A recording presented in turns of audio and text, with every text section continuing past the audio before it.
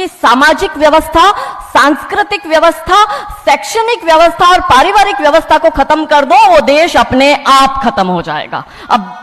अब यही षड्यंत्र चल रहा है। कैसे चल रहा है? 3 स्टेज पे काम होता है। 25 वर्ष तक की बच्चियों को बिगाड़ने का काम बॉलीवुड अपने टीवी सीरियल के माध्यम से करता है। 25 से 35 वर्ष की शादीशुदा महिलाओं का जीवन और उनके परिवार को बर्बाद करने का काम एकता कपूर जैसी महिलाएं अपने टीवी सीरियल के माध्यम से करती है। और जो नौकरी करती हुई बहन बेटियां महिलाएं हैं, जो कि वर्किंग विमेन हैं, उनका दिमाग खराब करने का काम ये ओटीटी प्लेटफॉर्म्स अपने वेब सीरीज के माध्यम से करता है। कैसे करता है, मैं संक्षिप्त में एक एक उदाहरण देकर आपके समक्ष रखूंगी। और बहुत जरूरी है कि जब हम तो एक साधारण व्यक्ति है, हम संसारिक जीवन में रहते हैं, लेकिन यहां पर जो उपस्थित हमारे संतगण है, महंतगण है, इनके बहुत बड़ा फॉलोअर्स ग्रुप रहता है, बहुत से लोग आते हैं, बहुत सी महिलाएं आती है। ये बात वहां तक पहुंचे क्योंकि वो यहां पर उपस्थित नहीं है, पर हमें पता है कि वीडियो के माध्यम से हमारे संत श्री, हमारे महंत श्री हमारी ये वाणी जो है उन तक पहुंचाएंगे कि कैसे करते हैं। ये एक फिल्म बनाते हैं, 25 वर्ष की तक की बच्चियों को कैसे बिगाड़ना है।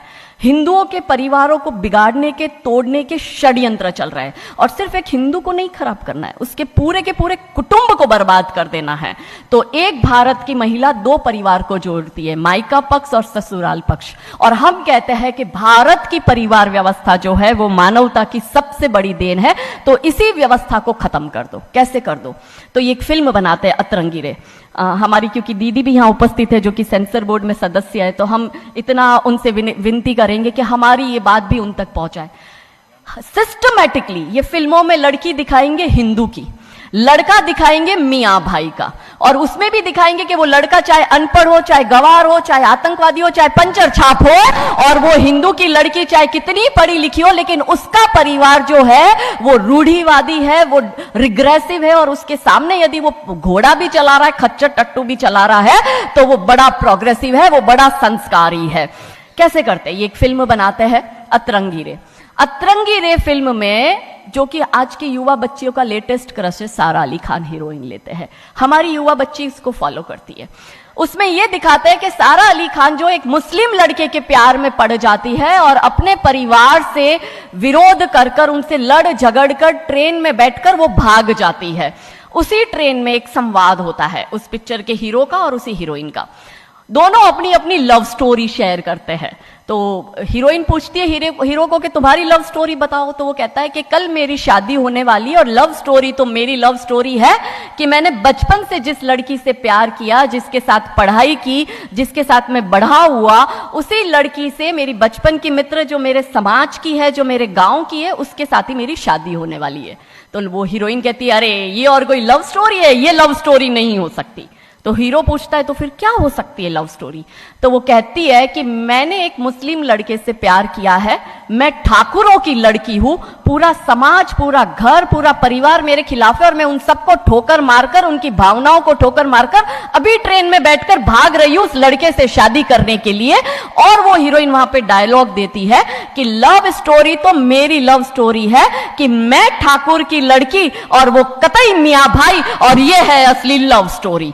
तब हमारी 13, 14, 15 साल की युवा बच्ची, जिसके शरीर में हार्मोन्स चेंज होते हैं, आकर्षण होता है विपरीत व्यक्ति के लिए, तब वो आकर्षण में ये सोचती है कि हिंदू हो के हिंदू बॉयफ्रेंड नहीं रखना, हिंदू हो के हिंदू से प्यार नहीं करना। आप इतिहास में छपेगी, आपकी लव स्टोरी तभी बनेगी जब आप किसी मियां भाई से प्यार करेगी और उससे शादी करेगी। तो कैसे सिस्टमैटिकली ये स्लो पॉइजन बॉलीवुड की फिल्मों के माध्यम से फ्रेजाइल माइंड में डाला जा रहा है। और आज देखो कि क्यों समाज में लव जिहाद के इतने केस बन रहे हैं, और उसका सबसे बड़ा और मुख्य कारण बॉलीवुड है, क्योंकि इन बॉलीवुड वालों ने हमारी बेटियों को हादी रानी और रानी चिन्नमा रानी अब्बा का नहीं दिखाया। इन बॉलीवुड वालों ने हमारी बेटियों को करीना खान दिखाया है ताकि वो अपनी कोख से तैमूर और जहांगीर पैदा करे। ये बॉलीवुड वाले लव स्टोरी पर फिल्म बनानी है तो ये हादी रानी और राजा रावत सिंह चुड़ावत पर क्यों नहीं बनाते? मैं आपको उनकी कथा शॉर्ट में करती हूं कि राजा रावत का शादी जो होता है वो हादी रानी से होता है, मेवाड़ के राजा है, और औरंगजेब की सेना आक्रमण करने आती है। और जब औरंगजेब की सेना आती है तो राजा रावत सिंह का 2 दिन पहले ही विवाह हुआ होता है हादी रानी से। तो राजा जी की इच्छा नहीं होती कि मैं युद्ध लड़ने जाऊं, तो हादी रानी बड़े क्रोधित होते, वो कहते तुम मेरी चिंता छोड़ो, तुम अभी इस मातृभूमि की रक्षा के लिए, इस धर्म की रक्षा के लिए आप युद्ध भूमि में जाओ और आप मेरी चिंता मत करना, यदि आप बलिदान भी हो जाओगे तो मैं प्राउडली अपने आप को आपकी विधवा कहूंगी। तब राजा रावत युद्ध लड़ने जाते हैं। युद्ध भूमि में राजा रावत जी को हादी रानी की बहुत याद आती है, क्योंकि नई नई शादी हुई होती है, तो नई बियाई दुल्हन को छोड़ के आए होते हैं, तो बहुत याद करते हैं। तो वो अपने दूत को कहते हैं, अभी सेना आने में समय होता है और युद्ध में भी समय होता है, तो वो कहते हैं अपने दूत को कि जा तू रानी सा के पास जा महल में और उनसे कहे कि राजा जी को आपकी बहुत याद आ रही है, आप अपनी कोई एक निशानी उनके लिए भेजो। दूत भी बड़ा टेंशन में आ गया कि ये युद्ध भूमि में बैठे और इनको हादी रानी की याद आ रही है, ये युद्ध लड़ेंगे कैसे और जीतेंगे कैसे। पर वो दूत डरते डरते पहुंचा रानी सा के पास और रानी सा को कहता है कि राजा रावत जी ने आपकी एक निशानी मंगाई है, उनको आपकी बहुत याद आ रही है। तो रानी सा बहुत क्रोधित हो जाते कि ये मेरा पति कैसा, ये युद्ध लड़ेगा कैसे, औरंगजेब की इतनी बड़ी विशाल सेना, यदि जहां युद्ध भूमि में बैठकर उसको रणनीति बनानी है वहां वो मेरी निशानी मंगवा रहा है। तब हमारी हादी रानी क्रोधित होती है, हाथ में तलवार लेती है, अपनी गर्दन काटती है, थाल में सजा के दूत को देती है और कहती है जा तेरे राजा को जाके दे देना मेरी निशानी। तब वो दूत युद्ध भूमि में जाता है, राजा जी को हादी रानी की निशानी यानी कि उनका कटा हुआ मुख देता है। राजा जी बड़े दुखी हो जाते हैं, उनको लगता है उनसे बहुत बड़ी गलती हो गई। राजा जी रानी की अंतिम इच्छा समझ जाते हैं, रानी जी के लंबे बाल होते हैं, उन बाल की वो माला बनाते हैं, उनके मुख की माला बनाते, वो युद्ध लड़ते हैं, औरंगजेब से युद्ध जीतते हैं और जीतने के बाद राजा रावत वहीं युद्ध भूमि में अपना बलिदान देते, अपनी गर्दन काटकर वहीं अपने जीवन का त्याग करते हैं। यह है लव स्टोरी। पर बॉलीवुड इस पर फिल्म नहीं बनाएगी कि इतिहास चुराए नहीं है, हमने इतिहास बनाए हैं और लाखों शीश कटे हैं रण में, तब जाके हिंदू कहलाए हैं। ये महान गौरवशाली इतिहास हमारा, पर बॉलीवुड इसका इतिहास हमारे समक्ष आने नहीं देता। अब रहा 25 से 35 वर्ष की महिला, कैसे बिगाड़ती है एकता कपूर। वही sari, typical dress, typical getup, पीछे उसकी सीरियल में एकता कपूर की सीरियल में पीछे बहुत बड़ी अंबे मां की मूर्ति, दिखाएंगे कैसे हिंदू महिला को, क्योंकि परिवार खत्म करना है हिंदुओं का। तो वो एक से प्यार करेगी, शादी दूसरे से करेगी, जीवन में तीसरा पुरुष आएगा, फिर दूसरा मर जाएगा, फिर उसको चौथा पसंद आने लगेगा, फिर जो मर गया वो जिंदा हो जाएगा, फिर कंफ्यूज हो जाएगी किसके साथ जाऊं, दूसरे के साथ कि चौथे के साथ। क्या हमारी भारतीय महिलाएं, क्या हमारी हिंदू महिलाएं, सबसे बड़ा प्रश्न यह है कि क्या हम 4-4 पुरुषों के साथ अफेयर करते हैं? क्या ये हमारा सम्मान है? और अगर यदि हम सब एक होकर इसके लिए नहीं बोलेंगे तो ये आवाज नहीं उठेगी। और दुख की बात यह है कि ऐसी एकता कपूर जैसी महिलाएं जो घर तोड़ने का काम कर रही है, इनको पद्मश्री अवार्ड मिल जाता है। कैसे मिलता है?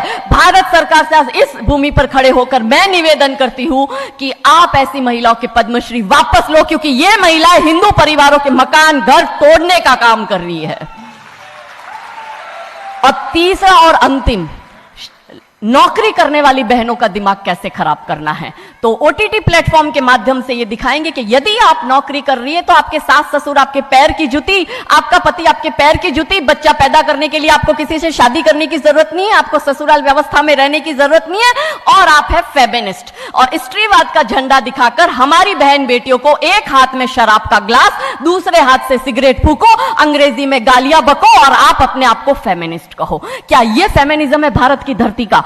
ये कभी नहीं हो सकता। रानी चिन्नमा, रानी अब्ब का फेमिनिज्म का उदाहरण है, और दूर जाने की जरूरत नहीं है। हमारी परम पूजनीय दीदी मां साध्वी रितंबरा दीदी मां फेमिनिज्म का सबसे बड़ा उदाहरण हमारे समक्ष है। रानी नायका देवी, रानी लक्ष्मीबाई हमारे लिए फेमिनिज्म का सबसे बड़ा उदाहरण है। तो यहां उपस्थित सभी महानुभावों से हम यही विनती करते हैं कि फिल्म के माध्यम से ड्रग्स, अश्लीलता और गाली गलौच ये दिखाने के सिवाय कुछ नहीं होता। तो हम सब मिलकर एक साथ एक आवाज उठाए कि इन चीजों का बंद होना बहुत जरूरी है, क्योंकि आने वाली पीढ़ियों को बर्बाद करने का काम ये लोग अपने टीवी सीरियल और फिल्मों के माध्यम से कर रहे हैं। और क्योंकि शुरुआत भगवान राम जी के नाम से करी थी, तो अंत भी हम भगवान राम जी के नाम से करना चाहेंगे कि कौन है राम। राम जो है चेतना है, बिंदु है, बिंदु जिससे प्रस्फुटित है तेज, तेज जो कि इस समस्त सृष्टि की रचना की कल्पना का हेतु है, अनाम है, अनाम जो है पंक्ति में प्रथम, प्रथम है धर्म धैर्य का